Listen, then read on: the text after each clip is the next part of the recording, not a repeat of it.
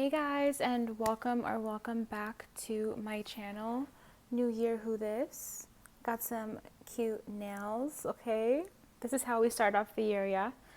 But yeah, I definitely took a few weeks, I guess, even off my YouTube channel, just giving myself, some time to like decompress and actually, do the things that I talk about, like actually take a break and give myself that opportunity to recharge. So I'm feeling great. I'm feeling better than ever. And I want to make a video today to kind of get us in a place with having like a high morale to start the year off with. And I heard about this concept where basically you choose a word to describe how you want your year to go. And that word is basically like the theme for how the year is going to go. So I definitely encourage you all to choose a word for yourself and comment it down below. What do you want your year to look like? What do you want the theme to be? It could be even what you're looking for more of in your life, and you make that the theme. Drop it in the comments below. Try to narrow it down to one word. It's just fun. Don't have to overthink it. It's just a fun little exercise. For me, I think I might have a few, but if I were to decide on one right now, today, I would say peace is definitely a big theme that I have for this year because I learned last year, 2024, I don't know about you guys, but 2024 was not my year. Okay? I'm just going to be honest. Like, I'm so happy seeing everybody's, 2024 recaps and how beautiful they are and, semi like perfect and aesthetic, but I did not have one of those years personally, so just being real, right? So yeah, my theme for or one of my themes for 2025 is peace. I'm not going to allow things to make me compromise on my peace and everything that I bring into my life, whether it's the people that I bring into my life, especially, or, experiences. I want them to all kind of add toward my peaceful life. I don't want it to take away from my peace. So that's one of my themes. And I want to title today's video, Peace is Priceless, because there's really no substitute for having like a peaceful life, a peaceful aura, and just like eliminating confusion and chaos wherever you can in your life just creates so much space and so much opportunity for like amazing, great things to happen. It creates space to even meet new people, aligned opportunities, like, just let your imagination run free. All of the things that you dream about creating, the things that you dream about doing, the lifestyle that you want is all possible, but you need to have a peaceful state inside and also have an environment that's promoting peace as well. So that's what we're going to be talking about today. Peace is priceless. So these are just a few things I want to touch on, things that help me remain in a state of like internal peace, I guess you could say, because we don't have control over what happens like in the world. Obviously, nobody's running the show. It's just it is what it is. But we do have control over ourselves, and there are things that we can do to make our lives, more enjoyable on a day-to-day basis and create, peace where we can. So that's what I'm advocating for in this video. If you like it, definitely leave me a like, leave me a comment, and join me in the More Than a Muse membership program, my monthly membership program where we're doing online journaling and focusing on different themes every single month. You can read more about that in the description below on my website. So first, I want to talk about learning to let things go and really being done with them. So it's all about detachment, baby. Detachment is the name of the game, right? We hear that all the time. But learning to let things go and like not just saying it, but really being done with it, like is something that I've had to really start doing for myself because I'm definitely guilty of this where I'll say I'm over it, I'm done, I'm not thinking about it anymore, I let it go. But meanwhile, I'm still thinking about it, I'm still bringing it up, I'm still, second guessing things. And it's like, did you really let it go though? And it's like, no, I'm able to call myself out. I don't get offended by like, noticing areas where I have to improve, constructive criticism, all of that. I feel like, that's what life's all about. It's about growing. and expanding. And this is definitely one of those areas that I've had to work on personally, just learning to let things go and not ruminate. That's the word for it. Learning not to ruminate. Even on my Substack, I wrote one day, less ruminating, more creating, because ruminating is just an energy suck. Like, and honestly, everything is energy, and there's nothing mystical or spiritual about that. I mean, in a way, but it's just facts. Like, everything is energy. Everything is energy. So when you're ruminating, when you're overthinking something, a situation, a past conversation, something that happened in the past, especially, is common. You are, you're draining your own energy, and you're not allowing it to go toward things that can actually help you, or at least, help create peace in your life when your energy is somewhere else. And if you want to think about this in another way, just think about all of the times that maybe you're in line at the grocery store and you are thinking about like something that happened a few years ago. Like, sometimes I even catch myself doing this, and I'm like, Renee, like, snap out of it, come back to reality, come back to reality, come back to the present moment, because I catch myself doing this too. Like, I think it was either this morning or yesterday morning, I was journaling. And, sometimes most days I do a free write of like 3 pages. And I was writing about something that happened like literally years ago. And it's like, why is my mind there? Like, why is my mind revisiting the past like this? Like, no, it's inappropriate. I need to learn to let go. And I stopped myself while I was writing. I caught myself and I stopped it. And it's baby steps. It's becoming aware of it, and then taking actions to slowly make yourself into somebody who's more present. Okay? Like, that's what it's all about. So part of maintaining a sense of peace in your life is understanding. If I'm looking this way, it's because my notes are on my computer.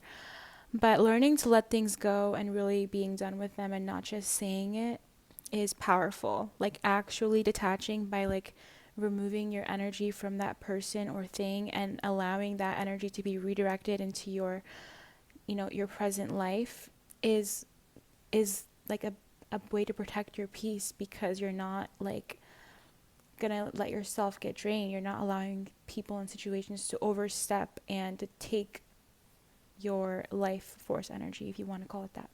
So next, on peace is priceless, how to cultivate peace in your life, there's 2 kinds of peace that I want to touch on. It's internal peace and external peace. How do we create internal peace in our lives? Well, inner work, baby, inner work. That's what my channel is all about. That's what my programs are all about. That's what my coaching practice is all about. It's about helping people basically reduce stress and anxiety in their lives by doing personal development and inner work and life coaching.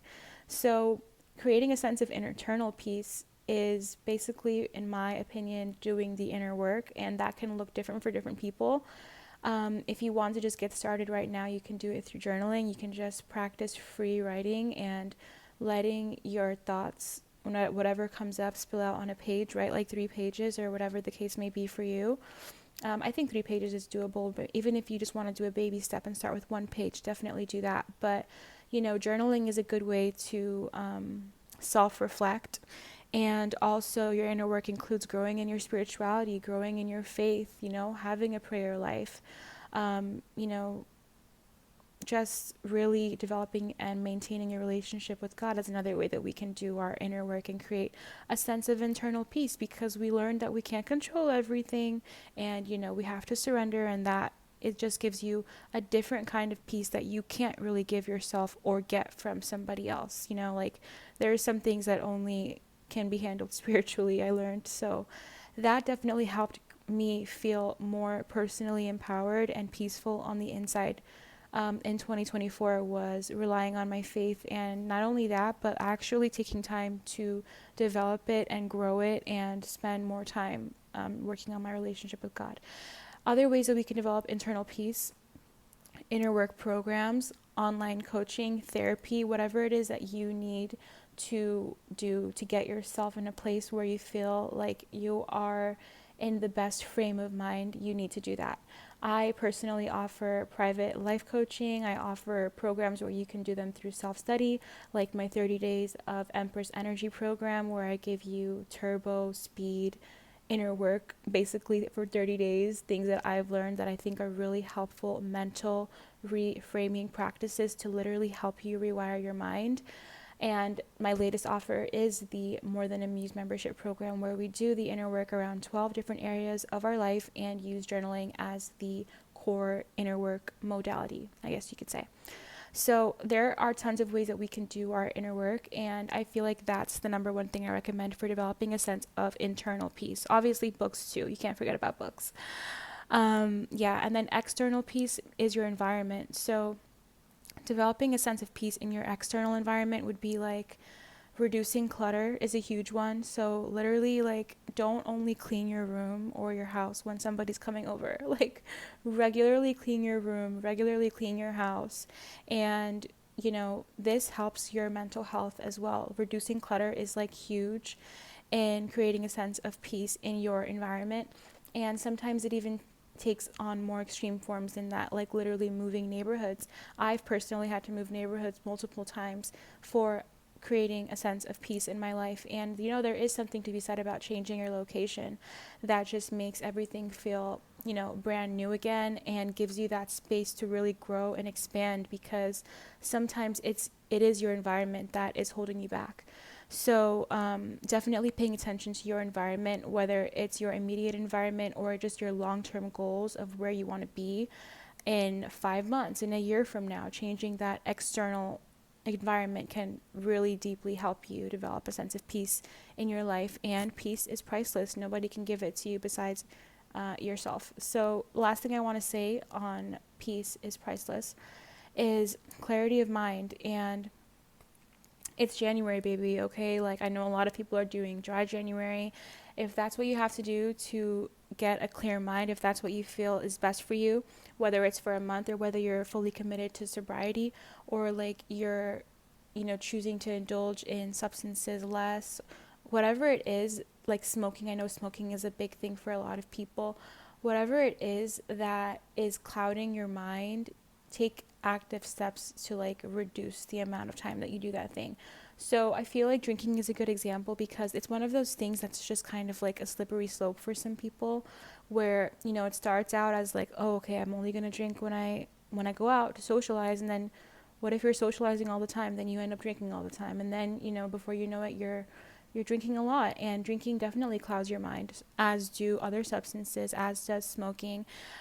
So whatever it is for you that you need to do to have a clear mind, I recommend that in maintaining your sense of peace in your life. For me, what helps me clear my mind, and what helps me maintain clarity of mind rather, is having routines.